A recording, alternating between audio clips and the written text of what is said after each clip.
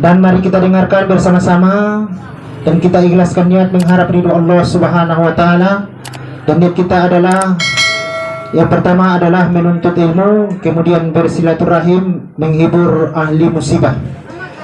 Baiklah Bapak Ibu, sebelum kita persilakan kepada Al-Mukarram Ustaz kita, marilah kita buka acara ini dengan ucapan basmalah. Bismillahirrahmanirrahim.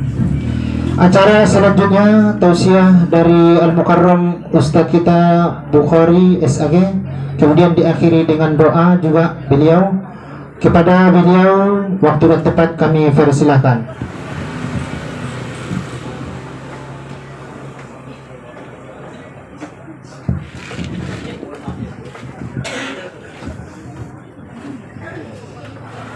Bismillahirrahmanirrahim. Assalamualaikum warahmatullahi wabarakatuh. Alhamdulillahirabbil alamin wal aqibatu lil muttaqin wassalatu wassalamu ala asrafil anbiya'i wal mursalin wa ala alihi wa ashabihi ajma'in. Asyhadu an la ilaha illallah wahdahu la syarikalah wa ashhadu anna Muhammadan abduhu wa rasuluh la nabiyya ba'dah. Allahumma salli wa sallim wa barik ala sayyidina Muhammad wa ala alihi wa ashabihi ajma'in. Rabbi israh li sadri wa yassir li amri wahlul 'uqdatam min lisani yafqahu qawli, amma ba'du. Qala Allah ta'ala fil Qur'anil Karim, a'udzu billahi minasy syaithanir rajim. Bismillahirrahmanirrahim. Ya ayyuhalladzina amanu taqullaha wal tanzur nafsum ma qaddamat liwat wattaqullaha innallaha khabirum bima ta'malun. Wa qala Allah fi ayatil ukhra, a'udzu billahi minasy syaithanir rajim, wa likulli ummatin ajalun fa iza jaa ajaluhum la yastakhiruna sa'atan wa la yastaqdimun. Shadaqallahul azim. Yang sama-sama kita hormati Alul Musibah beserta keluarga, yang sama-sama kita hormati pengurus masjid Al-Muslimin, orang-orang tua kita, para alim ulama, tokoh masyarakat, hadirin wal hadirat, jemaah takziah yang dimuliakan Allah Subhanahu wa taala. Syukur alhamdulillah sekali lagi kita ucapkan kepada Allah atas limpahan nikmat dan karunia yang Allah berikan kepada kita bersama. Alhamdulillah malam ini dengan izin Allah kita dapat bersama-sama hadir di tempat ini dalam rangka bertakziah untuk malam yang ketiga. Selanjutnya salawat beriring salam tak lupa pula kita sampaikan buat arwah Nabi kita Muhammad sallallahu alaihi wasallam beserta keluarga dan para sahabatnya dengan mengucapkan Allahumma salli wa sallim wa barik ala sayyidina Muhammad wa ala ali Muhammad. Assalamu alayka ya Rasulullah. Bapak dan Ibu hadirin wal hadirat yang dimuliakan oleh Allah Subhanahu wa taala. Salah satu persoalan yang banyak Allah sebutkan di dalam Al-Qur'an adalah masalah kematian. Saya ulang sekali lagi Bapak Ibu sekalian, salah satu persoalan yang banyak disebutkan oleh Al-Qur'an adalah kematian. Di dalam Al-Quran ditemukan tidak kurang dari 175 ayat yang bercerita tentang masalah mati. Nah ini kalau kita hitung secara matematika banyak Pak, 175 ayat. Malam kemarin kita takziah Ustaz, takziah 2 malam baca surah Yasin ya Bu ya. Kalau kita baca surah Yasin itu cuma 83 ayat, 2 malam belum sampai 175 ayat. Tapi ayat yang bercerita tentang masalah mati itu lebih dari 175 ayat. Artinya apa? Artinya Bapak Ibu sekalian, masalah mati ini, ayat yang bercerita tentang masalah mati banyak sekali. Ini menunjukkan bahwa persoalan masalah mati itu bukan masalah biasa-biasa saja. Kenapa? Karena banyak orang mengatakan mati itu biasa. Ibu pernah dengar orang mengatakan mati itu biasa? Ada lahir, ada mati. Tapi tidak semudah itu Bapak Ibu sekalian. Memang mati itu pasti Pak. Satu hal yang pasti adalah kematian. Tapi kita tidak tahu apakah orang yang mati ini husnul khotimah atau su'ul khotimah. Ada Bapak yang tahu? Ada kita yang tahu? Tak ada yang tahu. Makanya kita selalu berdoa kepada Allah, Allahumma htim alaina ya Allah bi husnil. Ya Allah, matikan kami dengan cara yang baik. Kita tak tahu. Ya. Bayangkan Bapak Ibu yang dimuliakan oleh Allah Subhanahu wa taala. Kita tak tahu masalah kematian. Makanya di dalam Al-Qur'an disebutkan Allah Subhanahu wa taala, masalah mati ini Pak bukan masalah biasa-biasa saja. Tapi dia adalah masalah yang sangat penting. Di mana letak pentingnya masalah mati ini Bapak Ibu sekalian? Yang pertama, tadi saya sebutkan bahwa tidak seorang pun di antara kita yang tahu apakah dia matinya husnul khotimah atau su'ul khotimah. Kita cuma hanya bisa berdoa, berharap, dan kita doakan mudah-mudahan almarhumah juga matinya dalam keadaan husnul khotimah. Itu harapan kita semua. Tapi yang tahu yang mati husnul khotimah itu hanya Allah subhanahu wa ta'ala. Kita hanya bisa melihat tanda-tandanya saja. Bapak Ibu yang dimuliakan oleh Allah subhanahu wa ta'ala. Kenapa demikian Bapak Ibu sekalian? Karena masalah mati itu adalah salah satu di antara perkara yang dirahasiakan oleh Allah Subhanahu wa taala. Seandainya mati itu dikasih tahu, mungkin kita bisa punya persiapan, tapi kan tidak dikasih tahu Allah. Ya, Allah Subhanahu wa taala menyebutkan di dalam Al-Qur'an, di dalam surah As-Saba disebutkan Allah. Dalam surah Luqman, mohon maaf, wa ma tadri nafsun bi ayyi ardin tamut. Salah satu yang dirahasiakan Allah, tidak satu pun manusia yang tahu kapan dia mati, di mana dia mati, dengan cara apa dimatikan oleh Allah Subhanahu wa taala. Kita tidak tahu, Pak. Karena mati itu rahasia Allah. Kita menyangka kita masih panjang umur, kita sehat. Terus terang saja Bapak Ibu sekalian, lebih kurang sebulan yang lalu saya ada punya jemaah di Bukit Barisan. Seorang bapak umurnya 50-an. Ya, dia sedang nonton TV, nonton televisi jam 10 malam. Istrinya sudah tidur, anak perempuannya sedang membaca-baca, katanya baca buku, ada mengaji. Kemudian anak laki-lakinya sedang keluar, dia nunggu anak laki-laki. Ya, ketika nonton TV tadi Bapak Ibu sekalian, didengar anaknya, ayahnya ini bersuara seperti orang mengorok. Tapi mengorok, mendengkur. Apa nama kalau bahasa kampung gitu? Ngorok ya, apa lagi? Bekaruh. Itu yang maksud. Bekaruh ya Bu ya. Bekaruh.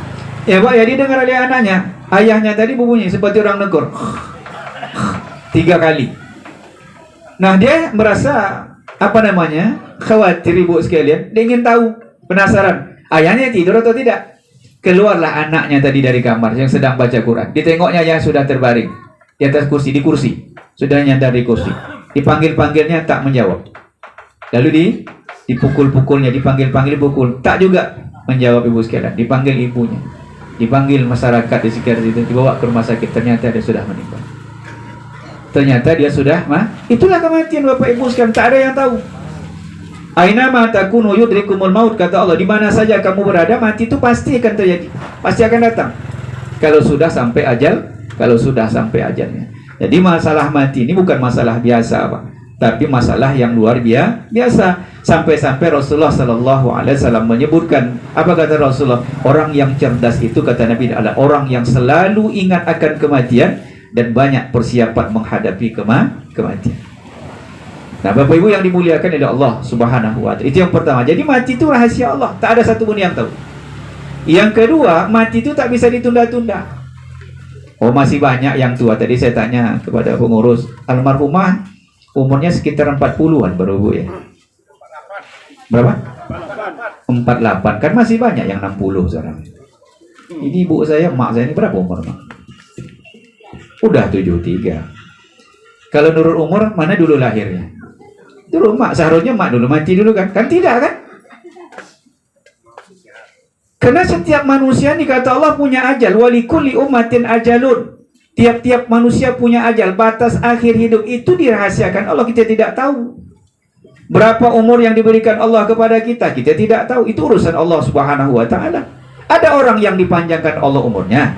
Dalam surah Yasin disebutkan Allah, wa man nu'ammirhu nunakkisu fil khalq afala yaqil. Ada orang yang memang Allah panjangkan umurnya. Siapa contohnya dalam Quran? Disebut Allah Nabi Nuh. Nabi Nuh alaihissalam disebutkan Allah, pada bisa fihim alfasanatin khamsina aman. Ya, pada bisa fihim alfasanatin illa khamsina aman. Nabi Nuh alaihissalam tinggal bersama kaumnya Itu selama 950 tahun. Bayangkan Bapak yang disebutkan oleh Al-Quran. Pak panjang umurnya. Nabi Adam itu katanya lebih 100 tahun umur, 1000 tahun umur. Panjang. Tapi ada orang yang dipendekkan umurnya. Rasulullah pendek umurnya 63 tahun.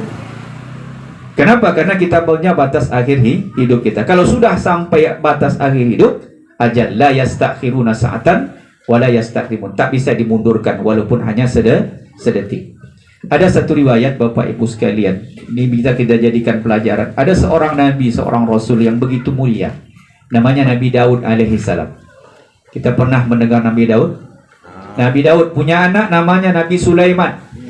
Nabi Sulaiman itu anak Nabi Daud. Nabi Sulaiman nikah dengan Ratu Balkis. Nabi Sulaiman dia seorang nabi, seorang rasul, dan dia juga adalah seorang raja.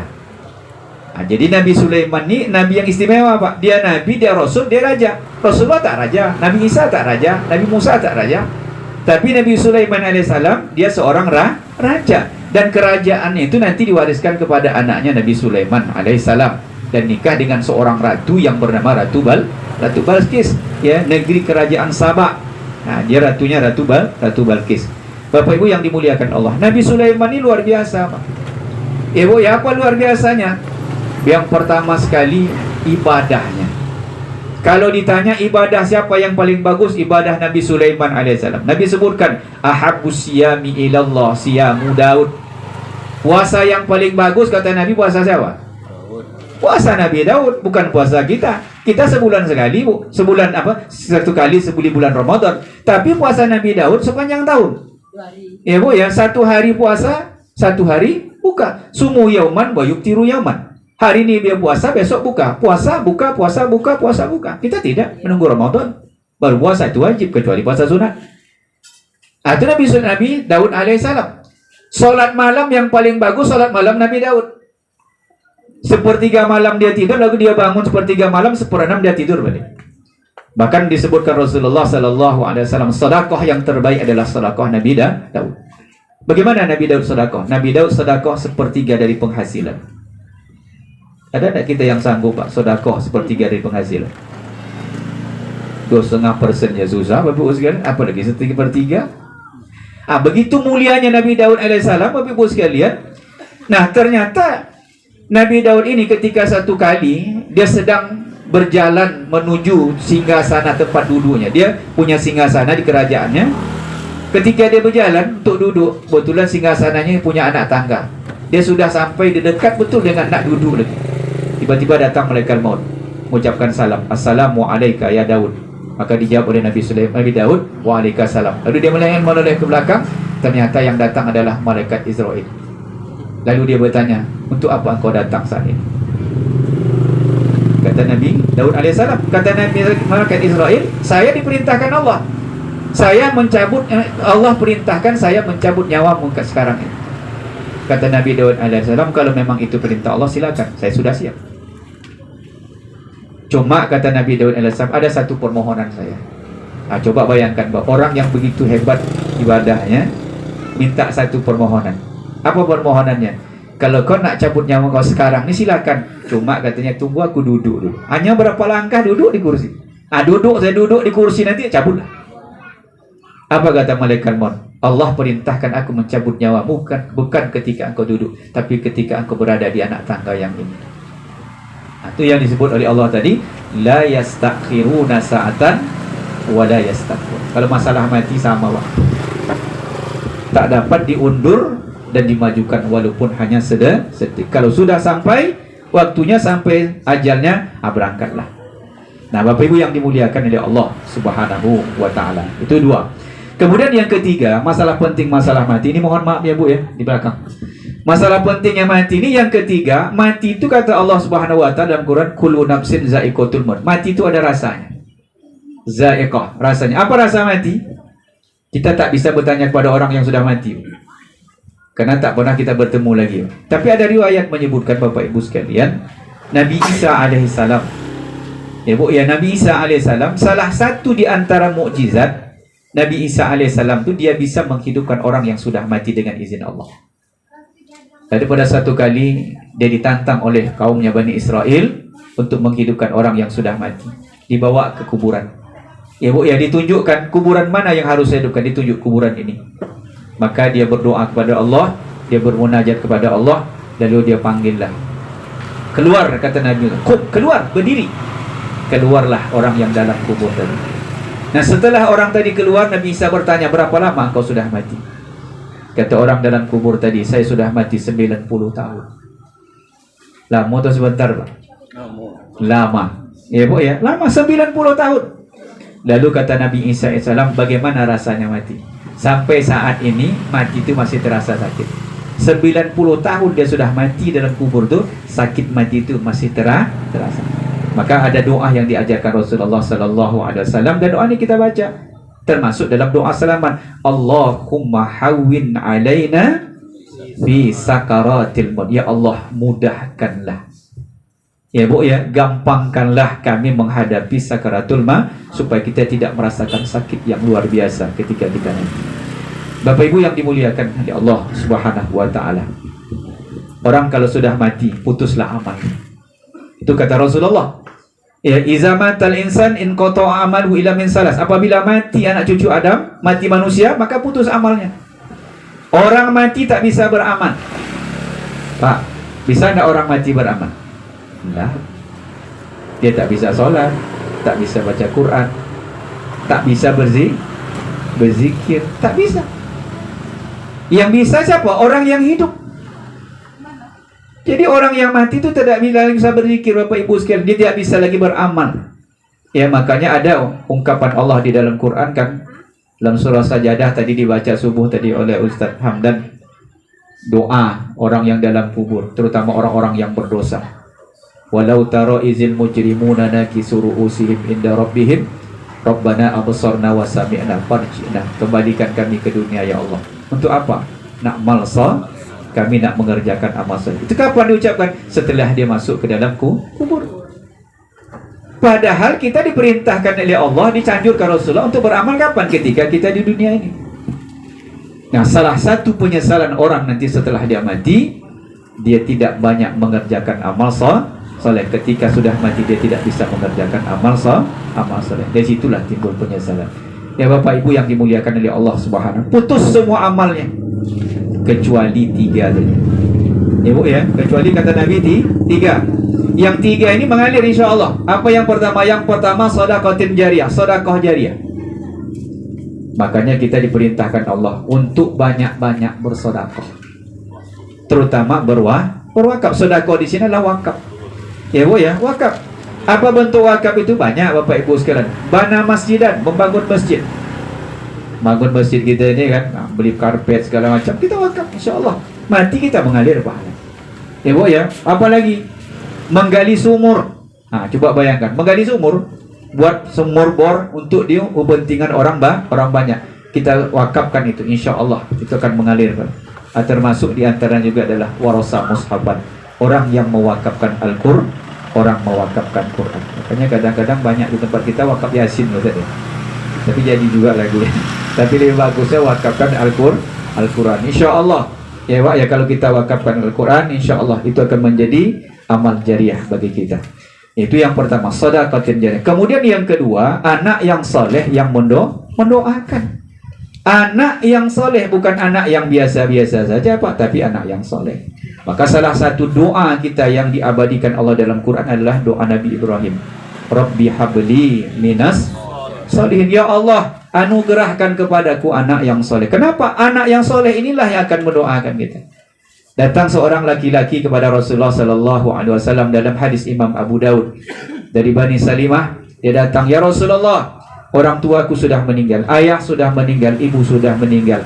Adakah kebaikan yang bisa aku lakukan kepada mereka? Kata Nabi, ada. Ya ada. Apa? Yang pertama, as-salatu alaihim, doakan keduanya. Ya Pak ya, doakan. Orang tua kita buat baik, tapi kita tidak tahu apakah kebaikan orang tua kita diterima Allah atau tidak. Kita kan tidak tahu kan. Nah, kita minta kepada Allah, ya Allah, terimalah segala amal ibadah orang tua. Orang tuaku, terimalah segala amal ibadah ayah dan ibuku ya Allah. Minta kepada Allah Subhanahu, berdoa kepada Allah. Tambahlah kebaikan-kebaikan mereka ya Allah. Berdoa kita kepada Allah Subhanahu wa taala. Itu yang dilakukan oleh seorang anak. itu akan mengalir pahalanya kepada seorang ibu yang telah mendulu kita atau ayah yang sudah mendulu kita.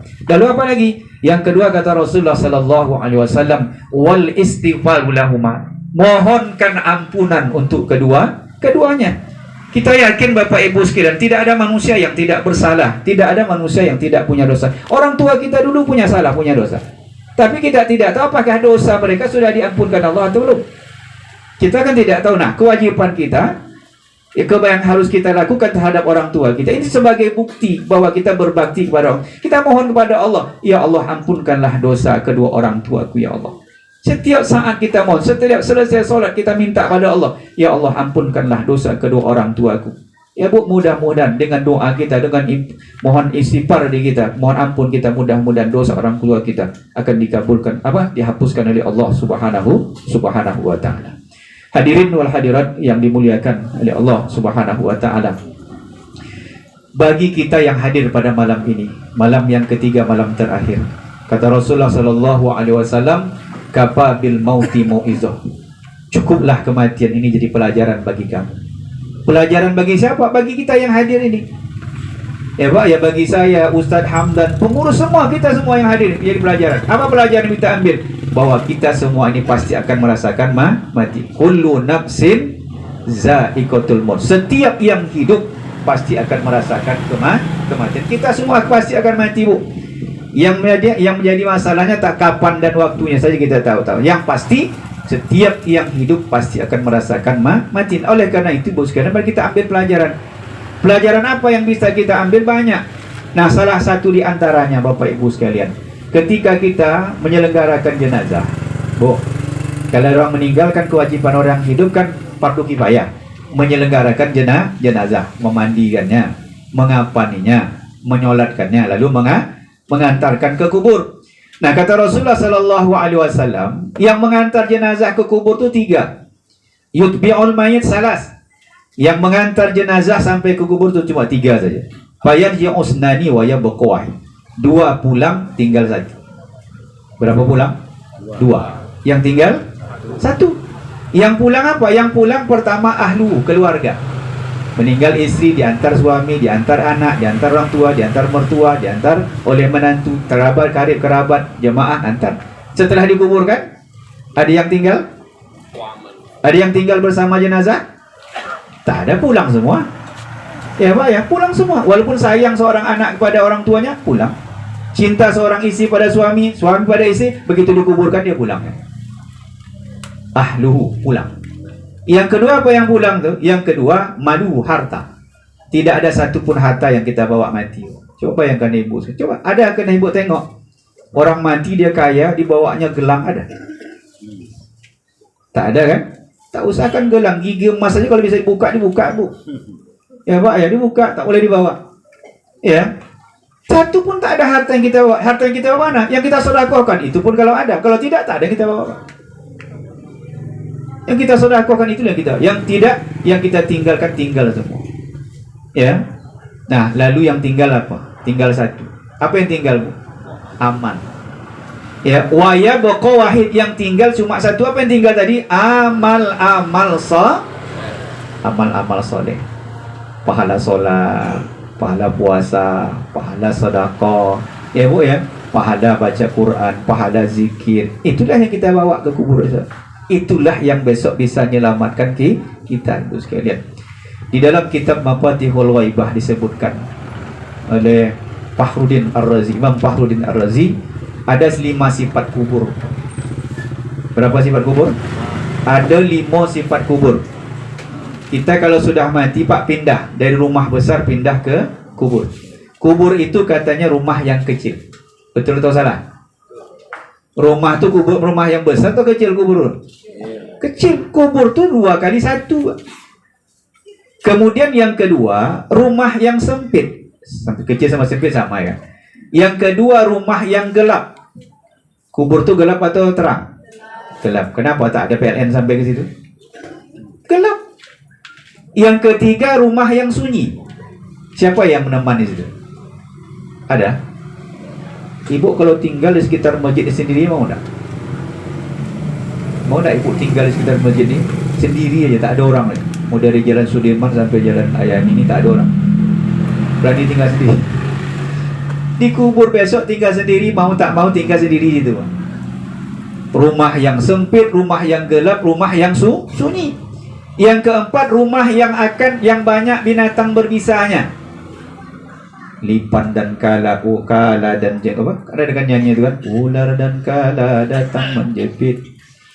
Banyak binatang berbisanya. Kemudian yang kelima, kubur itu adalah rumah yang akan didatangi oleh 2 orang malaikat yang bernama apa malaikatnya? Nungkar dan Nakir. Ya Allah, kalau RT dengan RW datang tak apa-apa dah, apalagi bawa BLT ya bu, ya bantuan dulu.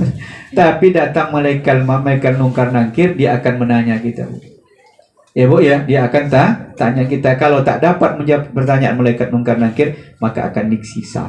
Bayangkan Bapak Ibu, apa yang bisa menjawab pertanyaan Nungkar Nakir?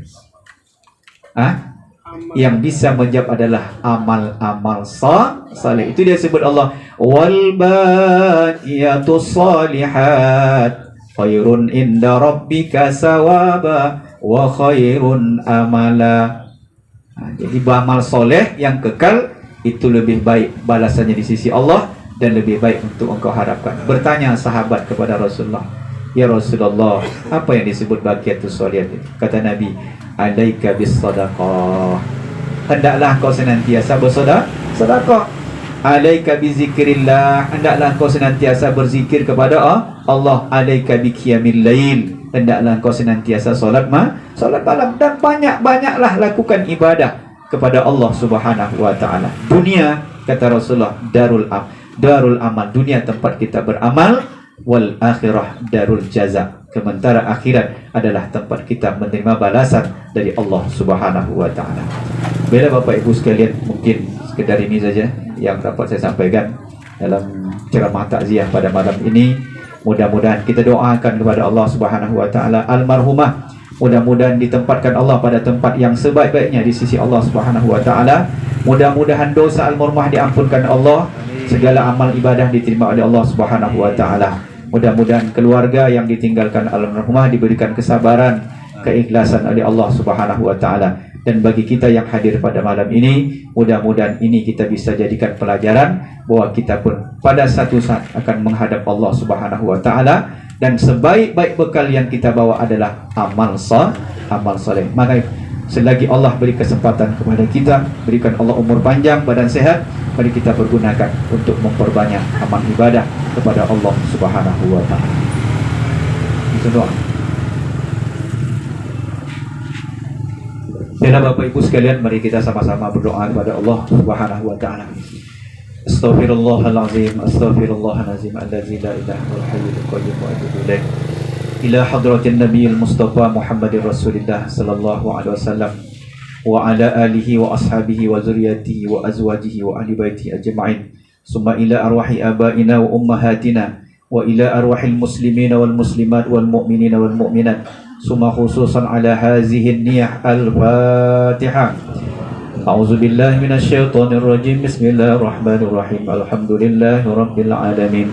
Ar-Rahmanir Rahim. Maliki yaumiddin. Iyyaka na'budu wa iyyaka nasta'in. Ihdinas siratal mustaqim. Siratal ladzina an'amta 'alaihim ghairil maghdubi 'alaihim waladdallin. Amin. A'udzu billahi minasyaitonir rajim. Bismillahirrahmanir rahim. Alhamdulillahi rabbil alamin, hamdan yuwafi ni'amahu wa yukafi'u mazidah. Ya Rabbana lakal hamdu kama yanbaghi li jalali wajhikal karim wa azimi sultanik. Allahumma salli wa sallim wa barik ala sayyidina Muhammadin fil awwalin wal akhirin, wa salli wa sallim wa barik ala sayyidina Muhammadin fil nabiyyin wal mursalin.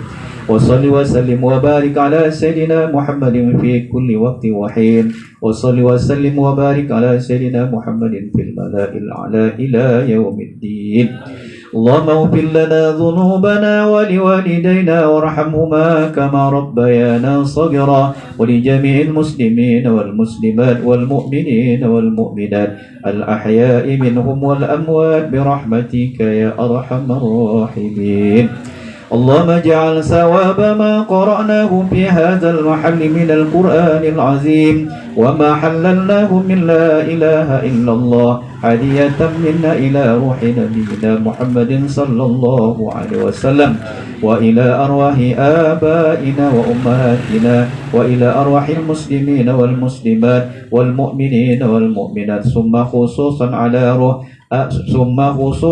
على روح من اجتمعنا هنا بسببه وتلونا القرآن العظيم من أجل وأنت الذي أعلى وأعلم باسمه يا رب العالمين اللهم اغفر لها وارحمها وعافها واعف عنها اللهم اغفر لها وارحمها وعافها واعف عنها اللهم اغفر لها وارحمها وعافها واعف عنها وأكرم نزلها وواسع مدخلها واجعل الجنة مسواها اللهم لا تحرمنا أجرها ولا تفتنا بعدها واغفر لنا ولها ولإخواننا الذين سبقونا بالإيمان ولا تجعل في قلوبنا غلا للذين آمنوا ربنا إنك رؤوف رحيم اللهم اجعل قبرها روضة من رياض الجنة ولا تجعل قبرها حفرة من حفر النيران اللهم أحينا بالإيمان وأمتنا بالإيمان واحشرنا بالإيمان وأخرجنا من الدنيا مع الإيمان وأدخلنا الجنة مع الإيمان اللهم عافنا من كل بلاء الدنيا وعذاب الآخرة وشر الدنيا وشر الآخرة وغفر الله لنا ولهم برحمتك يا أرحم الراحمين ربنا لا تؤاخذنا إن نسينا أو أخطأنا ربنا ولا تحمل علينا إصرا كما حملته على الذين من قبلنا ربنا ولا تحملنا ما لا طاقة لنا به واعف عنا واغفر لنا وارحمنا أنت مولانا فانصرنا على القوم الكافرين ربنا هب لنا من لدنك ذرية طيبة إنك سميع الدعاء ربنا اجعلنا مقيم الصلاة ومن ذريتنا ربنا وتقبل دعاء ربنا هب لنا من الصالحين ربنا هب لنا من الصالحين ربنا هب لنا من الصالحين اللهم حون علينا في سكرات الموت والنجاة من النار عفوا عند الحساب